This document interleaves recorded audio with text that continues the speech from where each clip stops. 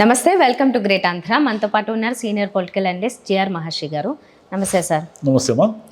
Sir, రాష్ట్ర వ్యాప్తంగా ఎన్నికల తర్వాత అంటే అదే రోజు సాయంత్రం నుంచి ఆల్మోస్ట్ చాలా చోట్ల వైసీపీకి సంబంధించిన కార్యకర్తల మీద కావచ్చు, వాళ్ళ నాయకుల మీద దాడులు జరుగుతున్నాయి.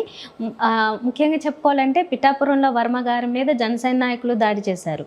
పెద్ద ఎత్తున జరిగింది. అది కూడా ఒక పక్క చెప్పుకుంటూ ఉండంగానే ఇంకా చాలామంది కార్యకర్తల మీద, వైసీపీ కార్యకర్తల మీద దాడులు జరగడం చూస్తూనే ఉన్నాం. ఊళ్ళ మీద, ఇళ్లలో వెళ్ళి కూడా దాడులు చేయడం, వాళ్ళని ఊళ్ళు ఖాళీ చేయమని బెదిరింపులు, ఇవన్నీ చూస్తూ కూడా పోలీసులు ఇంకా చూసి చూడనట్లుగా వ్యవహరించడం కూడా కనబడుతోంది. ఇవే ఆరోపణలు వినిపిస్తూ ఉన్నాయి. మరి చంద్రబాబు నాయుడు గారు ఇంకా వీటిని చూసి చూడనట్లుగానే అలాగే ఉంటారా? ఏమైనా ఆపి ప్రయత్నం చేస్తారా? అంటే చంద్రబాబు నాయుడు గారి వ్యవహార శైలి గతంలో గమనించిన వాళ్ళు ఎవరైనా నమ్మే విషయం ఏమిటంటే, ఆయన పనిగట్టుకొని దాడులను ప్రేరేపించరు, ప్రోత్సహించరు. లా అండ్ ఆర్డర్ని కొంచెం మెయింటైన్ చేయడానికే ప్రయత్నిస్తారు తప్ప దాన్ని డిస్టర్బ్ చేయడానికి ట్రై చేయరు. అంటే ఆయన దూరదృష్టి కదా ఆయనది. ఆయన టెంపరవరీ ఎమోషన్స్కి అనుగుణంగా వ్యవహరించరు. ఆయన కొంచెం లాంగ్ ఆలోచిస్తారు. అయితే ఇక్కడ ఏం జరిగిందంటే, మామూలుగానే ఎన్నికలు అయిపోయిన తర్వాత ఇరుపట్ట ఓడిపోయిన వాళ్ళు, గెలిచిన వాళ్ళు ఒకరికొకరు కొట్టుకోవడము, దౌర్జన్యాలు, దాడులు అనేది ఎప్పటి నుంచో ఉంది. అదేం కొత్తగా జరిగింది ఏం కాదు. అయితే అది 1-2 రోజులు సమస్యపోతుంది. ఒక కంటిన్యూటీ ఉండదు దానికి. ఈసారి కంటిన్యూటీ నడుస్తూ ఉంది.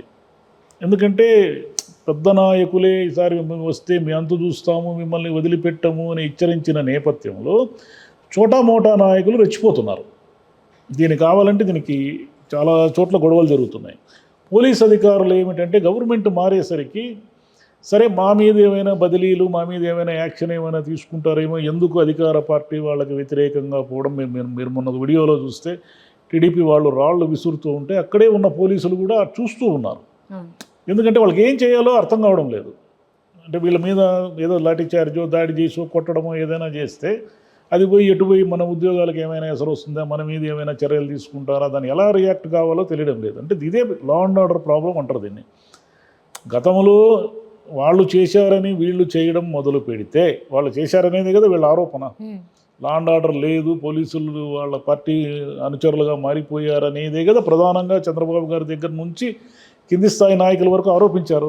మరి సేమ్ అదే రిపీట్ అయింది అనుకోండి. జనం ఎప్పుడు కూడా ఈ పార్టీలకు సంబంధం లేకుండా ఉండే జనం ఏం ఆలోచిస్తారంటే, పీస్, శాంతిగా ఉండాలి, మన ఊరు ప్రశాంతంగా ఉండాలి, మనకేమీ గొడవలు ఉండకూడదు. ఇదంతా వాళ్ళు భరించలేరు. వాళ్ళు ఒక రకమైన నెగిటివిటీ పెంచుకుంటారు. అది తెలుగుదేశానికి ప్రమాదం. అది పోను ప్రమాదం. మనకు చాలా రిపోర్ట్లు వస్తున్నాయి ఏంటంటే, నరసరావుపేటలో ఏవో అన్ని బార్లు లాగేసుకుంటున్నారని, వ్యాపారాలు లాగేసుకుంటున్నారని, ఊర్లు వదిలిపోమ్మని బెదిరిస్తున్నారని, ఈ పోలీసులు సరిగా రియాక్ట్ కావడం లేదని కంప్లైంట్లు వస్తున్నాయి. అదేవిధంగా పల్నాడులో ఈ సమస్య ఉంది. పల్నాడులో ముందు నుంచి ఉండే ఇబ్బందే కాబట్టి ఈ సమస్య ఉంది. చాలా ఊర్లలో ఈ కేబుల్ యజమానులు ఉంటారు కదా, వాళ్ళ నుంచి అంటే కొన్ని వ్యాపారాలను వైసీపీ వాళ్ళు కొన్ని వ్యాపారాలు నిర్వహిస్తూ ఉంటే ఆ వ్యాపారాలను వీళ్ళు లాగేసుకుంటున్నారు. బెదిరించి భయపెట్టి అవుట్సోర్సింగ్ ఉద్యోగులు ఎవరైనా ఉంటే వాళ్ళందరినీ ఇంటికి వెళ్ళిపోమని చెప్తున్నారు. మీ ప్రభుత్వం పోయింది, మిమ్మల్ని నియమించిన ప్రభుత్వం పోయింది, ఇక మాకు సంబంధం ఇది, మా వాళ్ళు వచ్చి ఉంటారు ఈ ఉద్యోగాల్లో అంటున్నారు.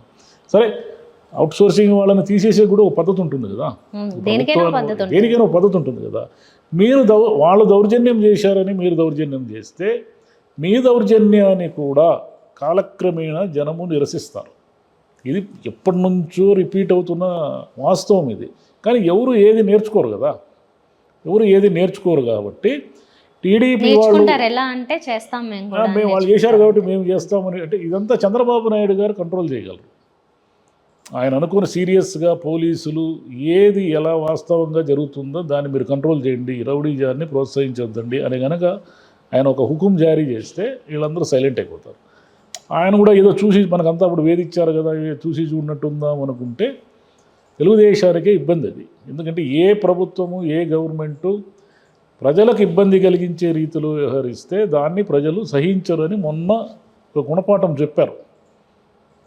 ఏదైతేనేమి వైసీపీ వాళ్ళు సరిగా పాలించలేదని జనం గట్టిగా నమ్మడం వల్లే కదా వాళ్ళు ఓడిపోయారు. మీరు అంతకుముందు మీరు సరిగ్గా లేరని నమ్మడం వల్లే కదా 23 సీట్లకు పరిమితం అయ్యారు. మళ్ళీ అదే రిపీట్ అయ్యింది అనుకోండి, అది జనానికి నష్టము, పార్టీలకి నష్టం. ఇకపోతే మీరు పిఠాపురం గురించి మాట్లాడారు. ఎప్పుడు కూడా ఏమిటంటే ఈ అలయన్స్లో ఉన్న సమస్య ఏమిటంటే, అలయన్స్లో ఉన్న వాళ్ళు ఈ ప్రభుత్వం రావడానికి తామే కారణమని నమ్ముతారు. పైగా పవన్ కళ్యాణ్ గారి జనసేన పార్టీలో ఆయన హార్డ్కోర్ అభిమానులు వీళ్ళంతా ఉంటారు కాబట్టి వాళ్ళకి అధికారంలోకి వచ్చినా రాకపోయినా పవన్ కళ్యాణే వాళ్ళ లీడర్. పవన్ కళ్యాణ్ గారినే వాళ్ళు అభిమానిస్తారు, ఆరాధిస్తారు. అది ఆ పార్టీలో ఇంకా ఆ సినిమా అభిమానం నుంచి ఇంకొంచెం బయటపడాలి ఆ పార్టీ. అప్పుడు డెమోక్రటిక్ లక్షణాలు వస్తాయి. ఇంకా ఈ విషయం ఏమిటంటే అనేక చోట్ల జనసేన వాళ్ళ భాగస్వామ్యంతో టీడీపీ గెలవడము, లేదా టీడీపీ వాళ్ళ భాగస్వామ్యంతో జనసేన గెలవడం జరిగింది కదా. ఈ గెలుపు అయిపోయింది. టీడీపీ ఎమ్మెల్యేనో జనసేన ఎమ్మెల్యేనో గెలిచిపోయాడు అక్కడ. అదే పిఠాపురంలో జరిగింది కాబట్టి ఇది ఒక ఇష్యూ అయింది. కానీ మామూలుగానే అన్ని ఊర్లలో వచ్చే సమస్యలు ఏమిటంటే, ఏదైనా ఒక ఇష్యూ, ఇప్పుడు ఏదో ఒక ఆలయానికి సంబంధించిన పాలక మండలి దగ్గర గొడవ జరిగి ఏదో ఇరు వర్గాలు ఏదో తీవ్రంగా ఘర్షణ పడినారు. ఇలాంటివి చాలా వస్తాయి. అంటే చిన్న చిన్న పదవులు ఉంటాయి, చిన్న చిన్న వ్యాపారాలు ఉంటాయి, రకరకాల వాటిలో జనసేన వాళ్ళు మాకేంటి, మా షేరు, మేము మా పదవుల్లో మాకు కూడా వాటా కావాలి కదా అని అడుగుతారు. అంటే ఎమ్మెల్యే పదవితో ఆగిపోదు కదా ఏది కూడా, అనేక పదవులు ఉంటాయి ఒక నియోజకవర్గంలో. రేపు స్థానిక సంస్థల ఎన్నికలు జరిగినా కూడా ఈ వాటా అంటే మా రేషియో ఎంత అని అడుగుతారు. అది న్యాయం కూడా. ఇది అడిగినప్పుడు గొడవలు వస్తాయి. ఎందుకంటే మీరు మా వల్ల కదా గెలిచింది, మీరు మా వల్ల గెలిచినప్పుడు మీరేంది మమ్మల్ని డిమాండ్ చేసేది, మేము టీడీపీనే స్ట్రాంగ్, మాది ప్రభుత్వం అని వీళ్ళు అనొచ్చు. మా పవన్ కళ్యాణ్ లేకపోతే మీరు ఎట్లా గెలుస్తారని వాళ్ళని, అంటే ఇవన్నీ కింది స్థాయిలో జరుగుతూ ఉంటాయి. దీనికేమి పవన్ కళ్యాణ్ గారు గ్రీన్ సిగ్నల్ ఉండదు, చంద్రబాబు గారు గ్రీన్ సిగ్నల్ ఉండదు. ఈ గొడవలు ఊర్లలో జరిగే గొడవలను ఆపడం అంత ఈజీ కాదు. ముందు ముందు ఈ పవర్ షేరింగ్ అనే సమస్య వస్తూనే ఉంటుంది. దాన్ని అక్కడ ఉన్న పెద్ద నాయకులు ఎవరు పరిష్కరించి ఒక సజావుగా నడిపిస్తే ఓకే, కానీ లేదంటే మనసులో ఈ విభేదాలు, అపార్థాలు, ఈ గోలంతా వస్తూ ఉంటుంది. పిఠాపురంలో ఏం జరిగిందంటే, వర్మగారి మీద జనసేన వాళ్ళు దాడి చేశారు. వర్మగారు యాక్చువల్గా పిఠాపురం సీటు వర్మగారిదే. తెలుగుదేశంలో ఆయన చాలా స్ట్రాంగు, తెలుగుదేశము ఎమ్మెల్యే యాస్పిరెంటు, తెలుగుదేశం కోసం చాలా కాలంగా పనిచేస్తున్నారు.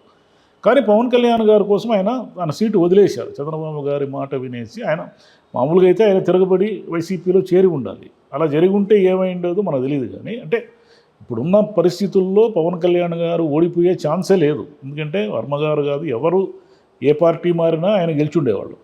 కాబట్టి ఇప్పుడు ఆయన ఏమో సిన్సియర్గా పనిచేశారు. వర్మగారు పనిచేసినప్పుడు ఆయన మీద దాడి జరిగింది. అంటే దాడి జరిగితే జనసేన వాళ్ళ కారణాలు ఏమున్నాడు, లోకల్ సమస్యలు ఏదో ఉంటాయి. ఇవన్నీ ఏమిటంటే పవన్ కళ్యాణ్ గారు దగ్గరుండి, అంటే ఆయన ఏదో వార్నింగ్ కూడా ఇచ్చారు ఈ పనులు చేయకండి అని. ఇవన్నీ ఆయన నియోజకవర్గాల్లో ఎక్కడ గొడవలు జరిగినా, టీడీపీ వర్సెస్ జనసేన గొడవలు జరిగితే ఆయన దగ్గరుండి ఏదో ఒక రకంగా ఆ సమస్యను పరిష్కరించి డీల్ చేయాలి. కానీ డీల్ చేయకపోతే ఆ గొడవలు మరింత ముదిరి ఏమైపోతాయంటే, రెండు పార్టీల ఘర్షణ, వాళ్ళ ప్రధాన శత్రువు వైసీపీని వాళ్ళు మర్చిపోయి ఇరు పార్టీలు తమకు తాము శత్రువులుగా భావించుకునే పరిస్థితి వస్తుంది. ఇట్లా ఎన్నో చోట్ల జరిగింది. ఎన్నో రాష్ట్రాల్లో అలయన్స్లో పోటీ చేసిన పార్టీల్లో ఇలా కింది స్థాయిలో ఉన్నటువంటి పదవులు, లేకపోతే ఇంకో విషయం మీద గొడవలు జరిగి ఆ పార్టీలు శాశ్వత శత్రువులుగా మారిపోయిన సందర్భాలు ఎన్నో ఉన్నాయి. కాబట్టి ఇది మొక్కగానే ఉన్నప్పుడే కనుక దాన్ని వంచితే ఏ సమస్య లేదు. అది మానైందనుకోండి, మానైతే అప్పుడు పవన్ కళ్యాణ్ గారి చేతిలో ఉండదు, చంద్రబాబు గారి చేతిలో ఉండదు. మామూలుగా అన్ని రాజకీయ పార్టీల్లో మాదిరి ఈ లుకలుకలు, గొడవలు. ఇటు ఇప్పుడు అలయన్స్లో బీజేపీ ఉన్నప్పటికీ బీజేపీతో టీడీపీకి వచ్చే పెద్ద సమస్య ఏమి లేదు. బీజేపీకి ఏమిటంటే వాళ్ళ క్యాడరు అదంతా కూడా సరే, కొంత ఈ మధ్య తేడా వచ్చింది. కానీ బేసిక్గా అది ఒక డిసిప్లిన్ ఎక్కువ ఉన్న పార్టీ. వాళ్ళ క్యాడరు ఇవన్నీ కూడా ఒక పద్ధతి ఉంది వాళ్ళకి. ఎట్టుబడితే అటు కొట్టుకోవడము, తిట్టుకోవడము అవన్నీ తక్కువ జరుగుతాయి. కాబట్టి బీజేపీతో టీడీపీకి వచ్చే పేచీ ఏమీ లేదు. ఎందుకంటే బీజేపీ వాళ్ళు ప్రతిదానికి తాము ముందుండి పోటీ పడరు కాబట్టి. కానీ జనసేనతో వస్తుంది ఆ సమస్య. వస్తుంది కాబట్టి జనసేన టీడీపీ మధ్య ఉన్న సయోధ్యని మధ్యలో ఏది అగాధం కానీ గొడవ కూడా రాకుండా స్మూత్గా రన్ చేయాల్సిన బాధ్యత పై నాయకుల మీద ఉంది. మరి దాన్ని ఎలా రన్ చేస్తారు ఏమిటి అనేది కాలం చెప్తుంది. ముందు ఇంకా పదవులు, మంత్రి పదవులు, రేపు వచ్చే దేవస్థానం చైర్మన్ పదవులు, రేపు మళ్ళీ మున్సిపాలిటీలు అటు ఇటు సీట్లు షఫలింగ్ కావడము, అవిశ్వాసాలు, ఇవన్నీ చూడబోతున్నాం. ఇవన్నీ ఉన్నప్పుడు ఆ పదవుల రేషియో ఎలా ఉంటుంది, ఎలా మారుతుంది అనే దాన్ని బట్టి గేమ్ ఉంటుంది. ఇంకా అయ్యి ఆల్రెడీ ఎన్నికలు అయిపోయి ఒక వారం రోజులు అవుతుంది. ఎప్పటికైనా సమస్య పోతే బాగుంటుంది. ఎందుకంటే అక్కడ చిన్న చిన్న కార్యకర్తలు వాళ్ళకి ఇల్లు కూడా సరిగా లేవు, అలాంటి ఇళ్ళను కూడా ధ్వంసం చేయడం ఇలాంటివన్నీ ఇంకా ఆగిపోతే బాగుంటుంది. వ్యక్తిగత ఆస్తుల్ని ధ్వంసం చేస్తే ఏం జరుగుతుందంటే అది పగగా మారుతుంది. ఇప్పుడు ఒకటికి ఒక ఇల్లు ఉంటుంది అనుకోండి, ఆ ఇంటిని కూలగొడితే ఆ ఇంటిని కట్టుకోవడానికి అతను చాలా కాలం కష్టపడి ఉంటాడు. ఆ ఇంటిని కూలగొడితే అతను శాశ్వతంగా పగబడతాడు.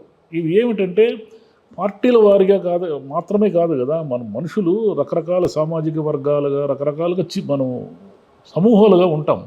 అంటే అది ఎవరి మీద ఎవరు దాడి చేస్తున్నారు అనేది 2 వర్గాల మధ్య ఘర్షణగా కూడా మారే అవకాశం ఉంది. కాబట్టి ఓడిన వాళ్ళు గెలిచిన వాళ్ళు సంయమనం పాటించకుండా ఘర్షణలకు దిగితే దాన్ని డీల్ చేయాల్సిన బాధ్యత పోలీసులది. పోలీసులు పక్షపాతం లేకుండా ఇంత మునుపంతా విమర్శించింది అదే కదా, పోలీసులే అధికారులే ఒక వైసీపీకి తొత్తులుగా మారిపోయారనే ఒక ఏకవాక్యంతో వైసీపీని విమర్శిస్తూ వచ్చారు. పోలీసులను ఇప్పుడు డెమోక్రటిక్గా నిష్పక్షపాతంగా పని చేయించకపోతే రాష్ట్రాన్ని ముందు అందరూ కలిసి అగాధం లేకి నెట్టిన వాళ్ళు అవుతారు. Right sir, thank you. Thank you మా.